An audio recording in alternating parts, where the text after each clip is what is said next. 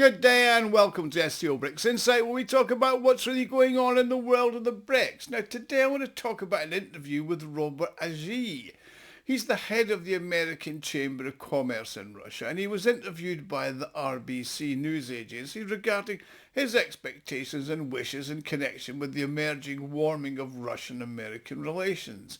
He said that American business would first like all the sanctions to be eased in the sphere of aircraft maintenance and supply of aircraft parts. Now this is not surprising given the well-known difficulties that the US aircraft company Boeing has been facing over the last few years, losing orders due to problems with its design and the quality of its aircraft.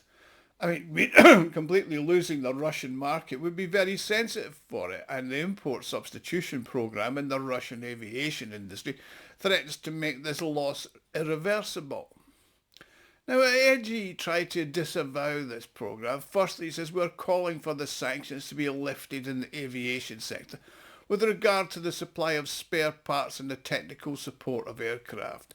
He says, this is less a business aspiration and more of a humanitarian necessity, since it's ordinary citizens who are suffering from these sanctions most, Agee emphasised. Yeah, he did really say that with a straight face.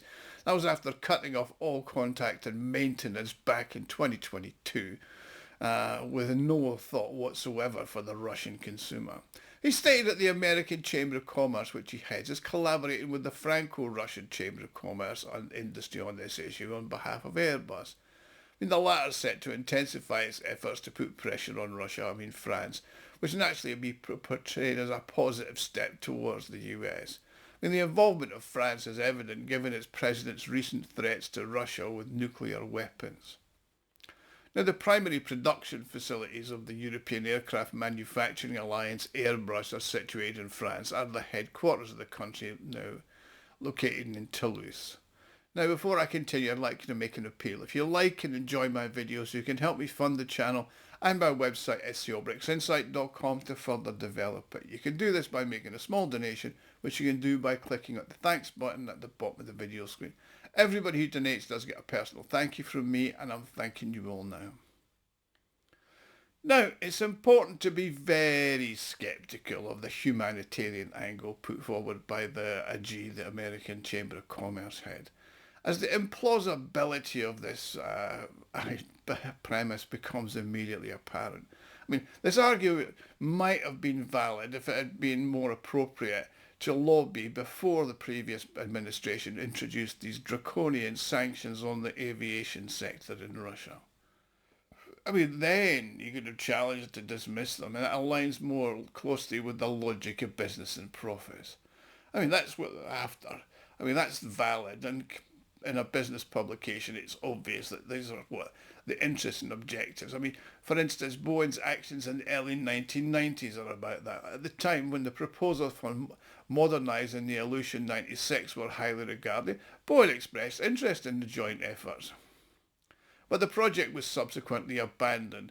As the aviation of Russia reports, there are only 3 manufacturers in the world capable of producing wide-body airliners: American Boeing, European Airbus, and the Russian Illusion. Now, the US Atlantic duopoly does not require a competitor in the form of Russia, he says. However, the Chinese wide-body C929 will soon be added to these 3, and let's see how that gets on, particularly when it takes over the Chinese market and perhaps parts of Asia. The Illusion 96, despite its 400-metre status, remains on the periphery of the aviation authority's plans. However, the broader question must be posed: what will happen to the aircraft that are the focus of these aviation development plans, the MS-21 and the Sukhoi Superjet? And with the import substitution program for components, well, the latter on the components has already been given a certain amount of slack. On 4th of March, the certification conditions for the import substituted version of the Sukhoi Superjet 100 has been relaxed. That followed the publication of the competition for the research and development for the certification of the Superjet 100 by the Ministry of Industry and Trade the previous month. Now, the agency has also eased its stance on the replacement of foreign components, a key objective of the program since 2022, when the Western suppliers all exited Russia. Another event not directly related to this conflict merits mention because it remains unclarified.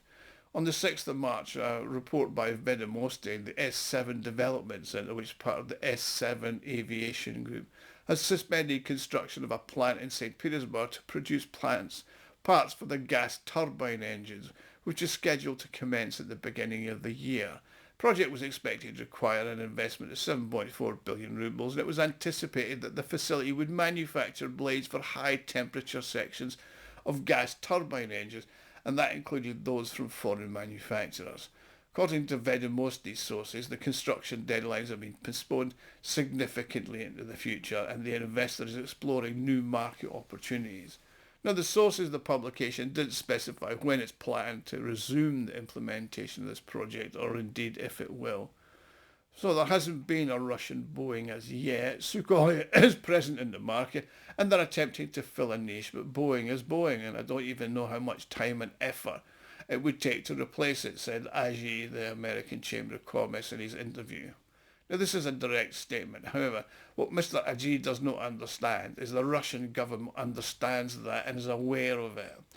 They have scheduled the release of the Russian-made Boeing and Airbus style models as outlined in the previous article and videos that I've done. The staff has changed in the aviation industry, and the government have allocated financial resources, and the projects are underway. And it's evident the aviation industry is committed to operating safe and reliable aircraft, and they're developing them in Russia.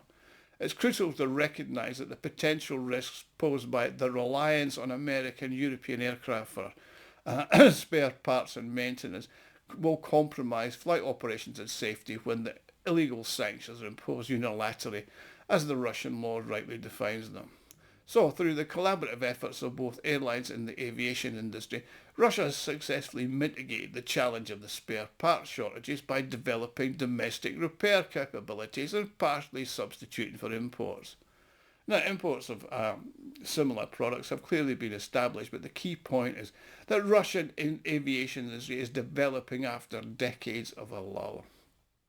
Its industry will not only be able to replace but also prevent the latest Boeings from falling or creating emergency situations due to the manufacturing errors. Russia's come close to achieving this with the Sukhoi Superjet, the MS-21, the Tu-1214 and the Ilyushin 96-400M jets. So let's see what happens with Trump and the sanctions and whether Boeing comes back. Thank you for watching. Please like and subscribe, and I'll see you all again next time. Thank you.